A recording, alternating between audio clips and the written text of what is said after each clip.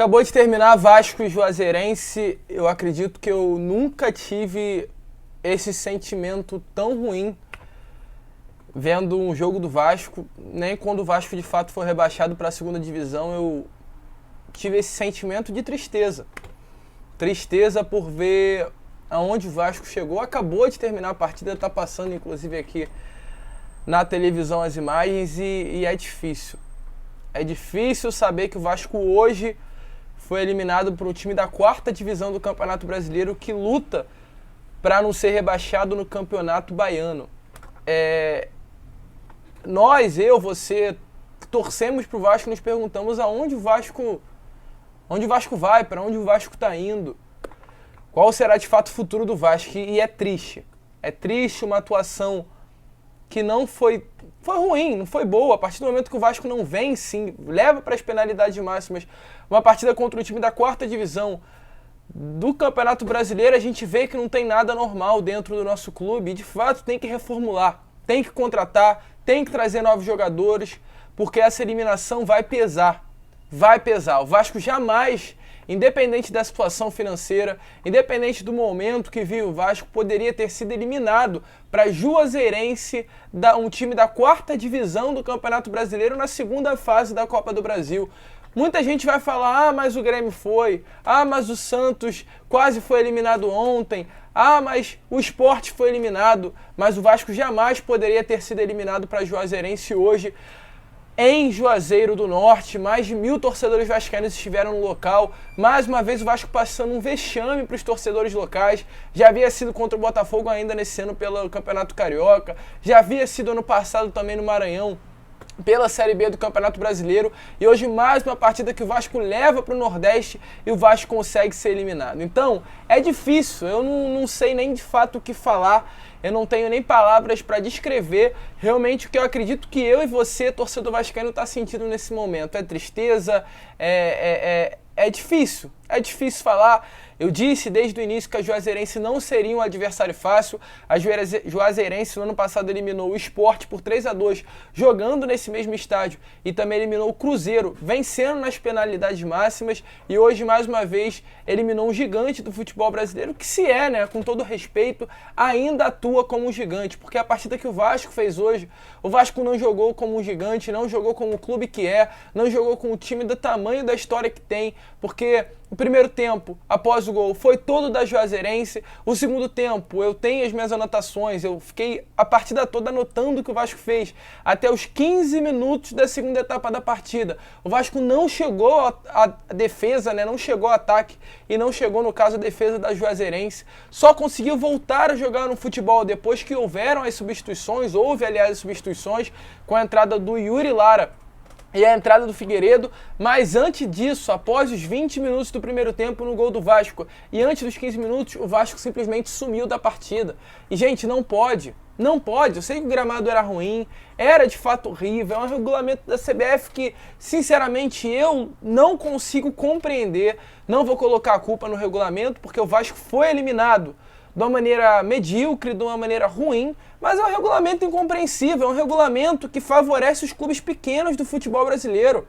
Entenderam? Um campo ruim, um campo que o Vasco não está acostumado a jogar, um campo com um gramado horroroso que não dava para o Vasco trocar 3, 4, 5 passos, porque a bola ela quicava, ela não rolava. Isso favorecia a Juazeirense, que joga nesse estádio semanalmente, está acostumado com gramado, não tem jogadores de qualidade para fazer com que a bola role naturalmente, e hoje o Vasco foi eliminado. Então, a gente tem que sim falar, um regulamento ruim, um regulamento que só beneficia os clubes menores. Hoje o Juazeirense passou jogando em casa, o empate leva para os pênaltis, então ela estava jogando da melhor maneira possível, de uma maneira confortável, e foi isso que aconteceu. Não vai ser a primeira e não vai ser a última eliminação de um clube grande se continuar com esse regulamento.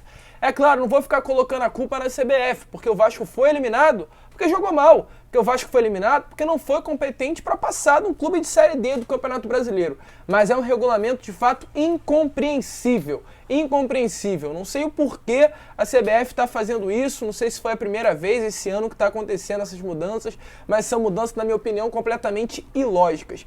Essa é a grande verdade. E por isso, devido a tudo isso, uma atuação ruim, um Vasco bagunçado, de fato inacreditável como um time como o Vasco da Gama Porque mesmo que não tenha um elenco qualificado, mesmo que jogue uma Série B do Campeonato Brasileiro 2 anos consecutivos, é inadmissível o Vasco jogar da maneira que jogou hoje, gente. É a Juazeirense ainda jogando contra o Vasco. É a Juazeirense mandando durante grande parte da partida sobre o Vasco. Foi a mesma coisa que aconteceu contra a Ferroviária na semana passada. Foi a mesma coisa que o Vasco fez no último jogo da Copa do Brasil pela primeira fase. Entregou a bola para a Ferroviária, ela jogou. Só que o Ferroviária não era um adversário qualificado, não conseguiu fazer o gol. Hoje o Vasco tentou a mesma estratégia, não deu certo e foi eliminado. Ou seja, o Vasco esse ano teve 5 decisões, se é assim que podemos colocar. 5 jogos que iriam mostrar para o torcedor como iria ser o ano do Vasco. O Vasco atuou 12 partidas, 5 jogos, 3 contra clubes grandes, nos clássicos do futebol carioca, e 2 jogos pela Copa do Brasil. E o resto, os outros 7, contra os adversários de menor investimento do futebol carioca. Desses 7 contra adversários de menor investimento, venceu 6 e empatou 1 contra o Boa Vista. Os outros 5, o Vasco venceu 1 contra a Ferroviária nessa última semana, empatou hoje contra o Juazeirense da Série D e perdeu os 3 clássicos.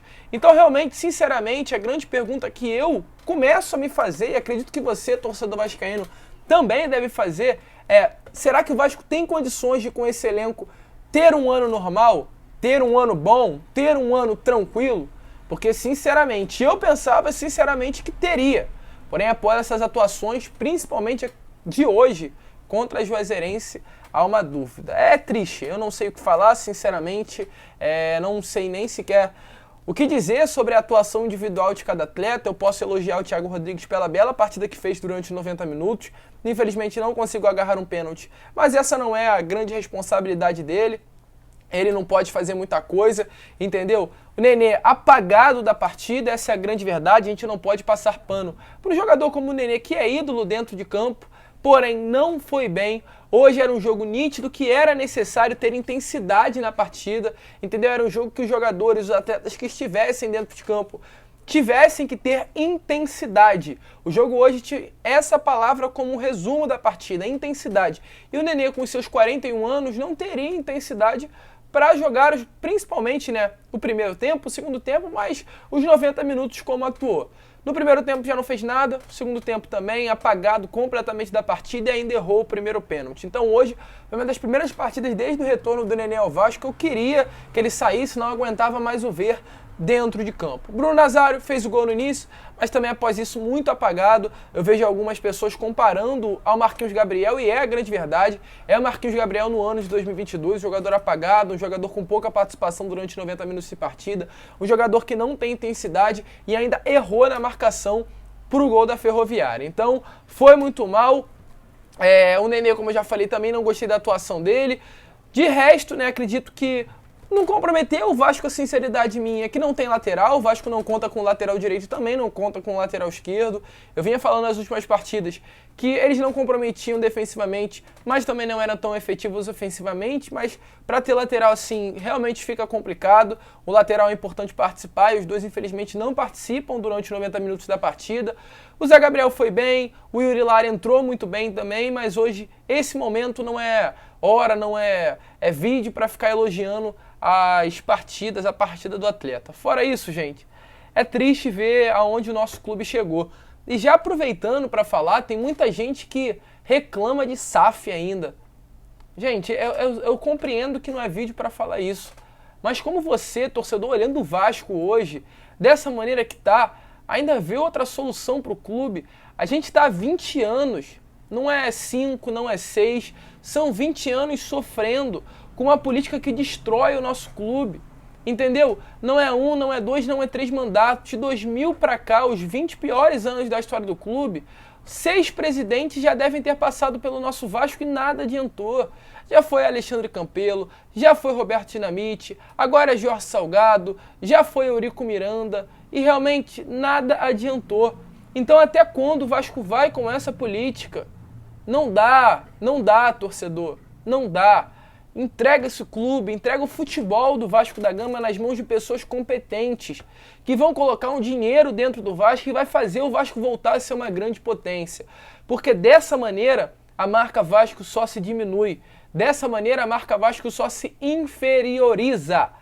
Hoje perdemos para Juazeirense, um clube de Série D. Amanhã poderemos estar enfrentando esse clube de Série D na mesma divisão que a dele.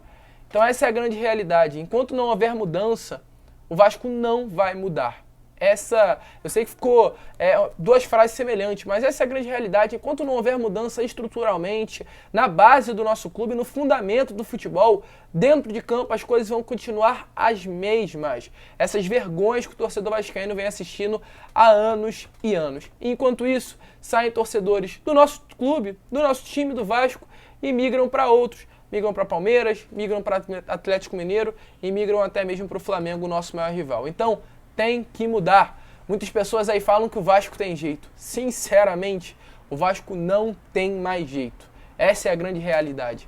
Desse jeito aí que a gente está vendo, dessa vergonha, mais uma vergonha que a gente viu hoje, é melhor realmente vender a parte do futebol, dar os 70% para 777, 777, o melhor jeito que for falado e mudar. Porque desse jeito o torcedor vascaíno não aguenta mais. Mais um vexame, 2 anos seguidos na Série B, eliminação precoce na Copa do Brasil, até onde vai toda essa vergonha.